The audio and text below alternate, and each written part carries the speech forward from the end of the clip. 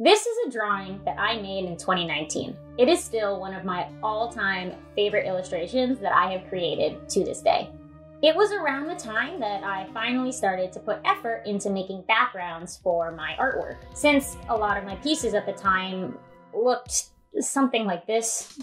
Now, I'm gonna say something that will probably make a lot of you rush to leave a hate comment, and I want you to just hold off until at least the end of the video to leave that comment, because you may learn something that changes your entire perspective on art education. This drawing, the one I love so much, is traced. Hello art fiends, welcome back to the channel. My name is Paige, but you probably know me as PM Animation. I'm a real person. I know, it's crazy. Today's video is going to be a grueling ride, so to make editor me have a little easier time of things, I decided to film this instead of using my little icon. This won't be an all-time thing. It's only going to be for very special videos. So I dropped a bombshell on you guys. Let me explain exactly what it is I'm talking about when I say that this drawing, the one that I use on all my business cards, is traced. This is a photograph that I took when visiting a well-known park near where I grew up as a kid. No matter where I go, if I see something that sparks an interest in me, I'll snap a picture of it. I have a whole folder in my camera roll of just these types of photos from various locations, all of seemingly random things. Most people are very confused when I stop to take my 10th picture of a random bunch of trees, but I have a good reason, and that is reference material. Every single photo in this folder is a possible background for an illustration that I may make in the future. At the time I take it, I don't yet know what I'm going to be using the photo for, but every photo I take is with the intent of using it as a background element. So this picture of a back of a building can become this illustration of some friends playing hooky, or this statue can become a shrine. Backgrounds are probably my weakest point when it comes to my drawings. I went so many years just outright avoiding them. So now that I am trying to make more complete compositions, backgrounds are very important. But I still struggle coming up with ideas for backgrounds, especially when it just comes from my imagination. And don't get me started on compositions with crazy perspectives, okay? Ugh. In order to make my life easier and not botch the perspective completely, I use photographs as a base to draw over so that all my pieces can feel more true to life. With this drawing, I came up with what I wanted to put on the background after I had taken the photograph. Copyright is nothing you ever need to worry about if you took the photograph yourself, because you own all the rights to the image, which basically means you can go wild and do whatever your heart desires with that photograph. But there are times when I have a desired image in my mind, and I don't have a photo that I took myself of that exact location. If that happens, I pull photographs off of Google to use in this exact manner. Now, if I've taken a photograph from the internet and just reposted it without saying where I got it from, that would be stealing. However, because I'm planning on turning it into a drawing that looks almost nothing like the source material, I am completely free to use the photo however I wish. Since you are watching this video on YouTube, I am sure a lot of you are aware of what fair use is, since so many YouTubers can't stop talking about it. Under fair use law, you are free to use somebody else's copywritten material, only if what you are creating is changing or adding in a large fashion to the original content. There are 4 main factors that your creation must be categorized under for it to be of complete legal use. Factor 1, the purpose and character of the use. If you are making something for educational purposes, such as for in a classroom setting, you are completely free to use someone else's work without changing anything. You are also completely free to use someone else's work if what you are making is transformative. This is a buzzword that I'm sure you probably have heard YouTubers say. What transformative is talking about is that what you have created has been literally transformed into something completely different than what it began as. So for our sake, this is exactly what tracing a photograph that somebody else created for your drawing would fall under, because you are transforming the photo into a drawing. Factor 2, the nature of the copywritten work. If the work is nonfiction, you are completely free to use it to your heart's content because this is public knowledge. But creative things are a little harder to get away with changing unless you're doing what was said in Factor 1, being transformative. Factor 3, the amount or sustainability of the portion used. How much of the original piece is completely unchanged in your creation? If you have a 10% original, 90% source material ratio in what you've created, you are not changing enough of the original. Therefore, you do not have the rights to what you created. This is the factor that a lot of artists are thinking about when they're talking about tracing, because usually when we talk about someone who is a tracer, we're talking about someone who changes less than 10% of the original source material. Factor 4, the effect of the use on the potential market value of the work. If what you created will be in direct competition with the exact same market as the original source material, you are breaking copyright law. This can also kind of be related to the direct tracing thing, because usually if an anime artist is being traced by someone who is also drawing anime, and they are both selling anime at an anime convention, they're in direct competition with one another because they have the same consumer market base. I think the microphone's picking up your purring, dude. Hi. Hello. Okay. This is great. I'm enjoying this. Are you done? Okay. No. Can't have that. Give me a minute, guys.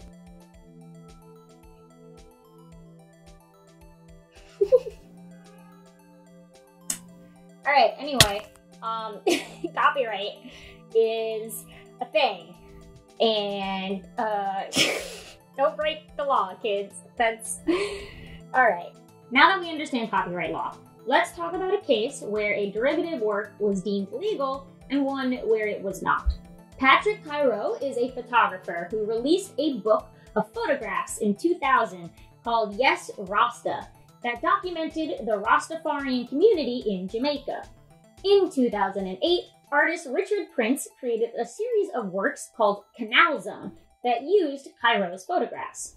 He transformed these photos by editing the originals in various ways. He did things such as blurring or adding content, like colors or collaging other works on top of them. In 2009, Cairo filed a copyright infringement suit against Prince, stating that his artwork was stealing from his original work. The lower courts ruled that it was infringement, stating that Prince's work didn't comment on the original in any way, so the changes made were a breach of copyright. However, when brought to the higher court, it was ruled that out of 30 of Prince's work, only 5 of them were not transformative. The 25 other pieces changed enough of the source material to be considered transformative. While they did end up settling out of court, this case made it so that whatever the new thing being created is, doesn't have to actually comment on the original source material for it to be considered fair use. Now, on the other hand, the song Ice Ice Baby is one you probably are all familiar with. It was made in 1989 by Vanilla Ice, and if you hear the start of the song, you may have a moment where you think it's going to be Under Pressure by Queen and David Bowie. This did not go unnoticed by the artists themselves, because they took Vanilla Ice to court and ruled that it was copyright infringement. Because of this, Bowie and members of Queen all now have writing credits on the song Ice Ice Baby. Vanilla Ice famously had this to say about his song infringing on Under Pressure. Sampled them from him, but it's not the same bass line. Like it goes ding ding ding diggy ding ding, ding ding ding diggy ding ding, ding ding ding. That's the way theirs goes. Ours goes ding ding ding diggy ding ding, ding ding ding ding diggy ding ding. That little bitty change. It's not the same. Now that we all get an idea of when it's okay to take someone else's work, let's talk about when it's a good idea to trace as an artist. Cat ear. Your ear's in frame, dude. Number 1, references. As artists, you are using your own memory to try and create something out of nothing and make it feel believable.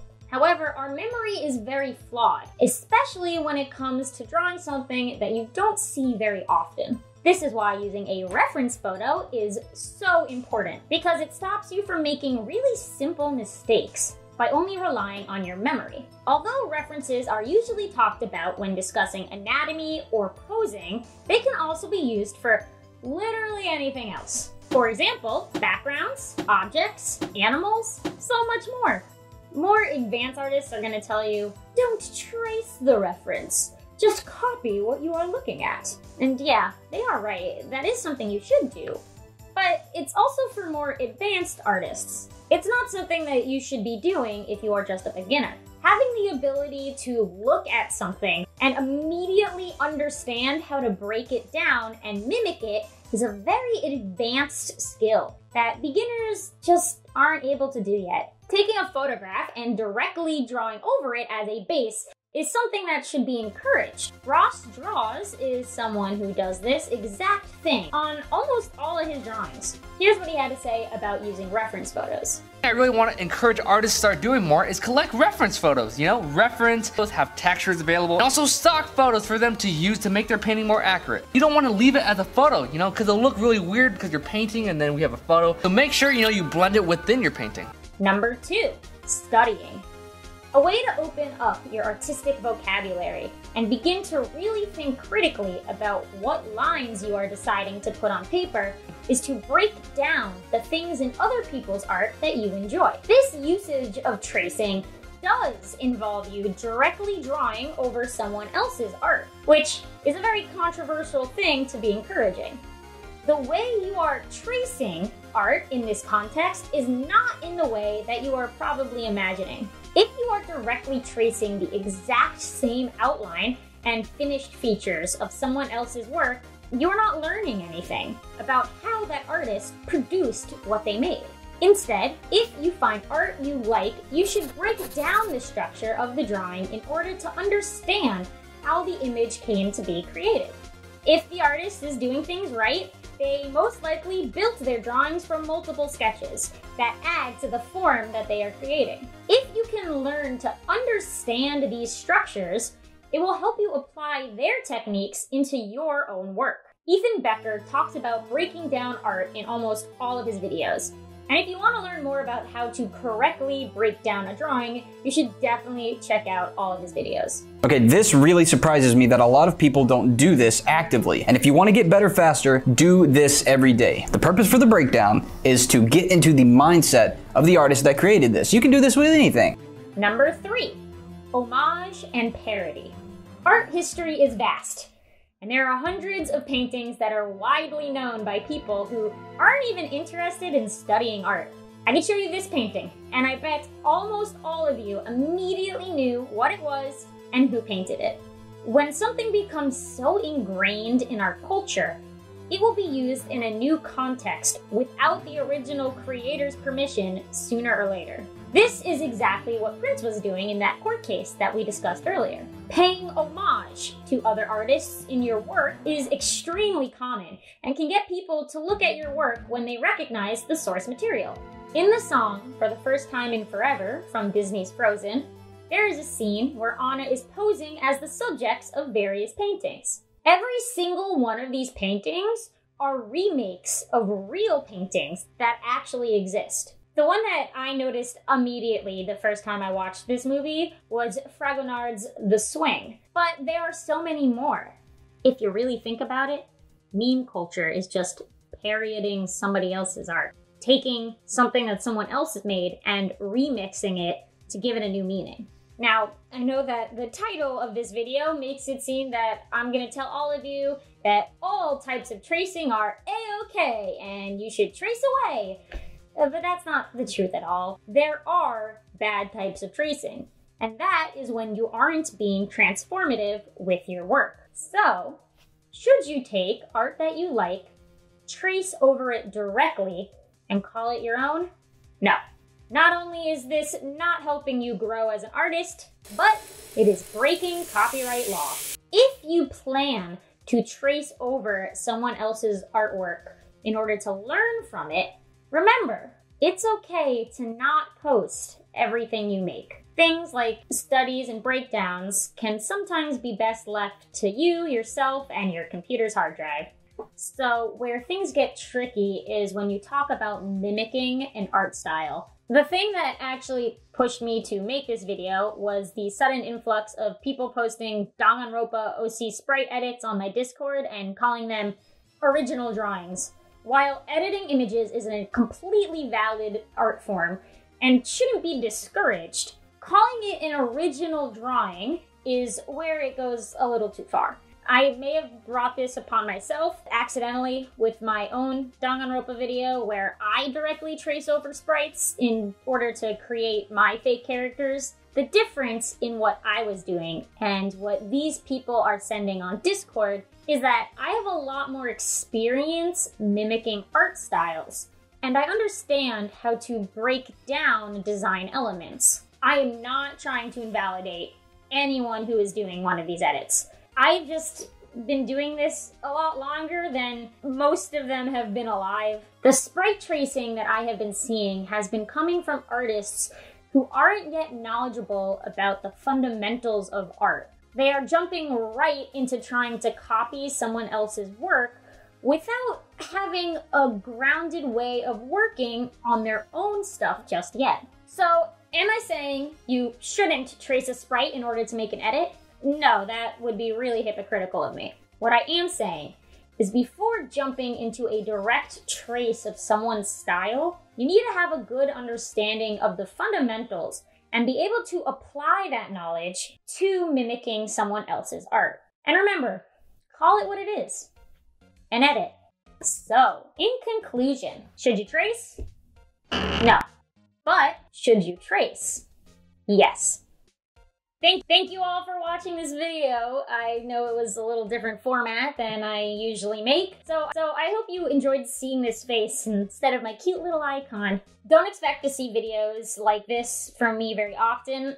I'll mostly still be using my little cartoon self. If you don't know this, I actually work as an art teacher for my real job. So seeing misinformation being spread about topics like this in the art community, it really sets me off. If you enjoyed this video and you want some more information on this topic, I highly suggest you go and watch the video made by my friend Biana Bova, where she dives a lot deeper into this whole subject. She went to the same art college I did, although she was in the illustration department, not the animation one. So a lot of the things that she has to say, I agree with completely. Please keep the comments civil. I know this is a topic that gets people very heated, but if you're gonna say something about me defending tracers, then I know you didn't actually watch the video. If you want to talk to me more on this topic or in other things related to art in general, you can leave a comment, but you are most likely going to get a response from me faster if you join my Discord server. It's also a great community of artists who are all there to improve and make friends, so I'd love to see you guys there. If you want to see more of my work, please consider following me on Twitter and Instagram. And if you want to support me directly, I also have a Patreon where you get some special perks. All of that is linked in the description below. Well,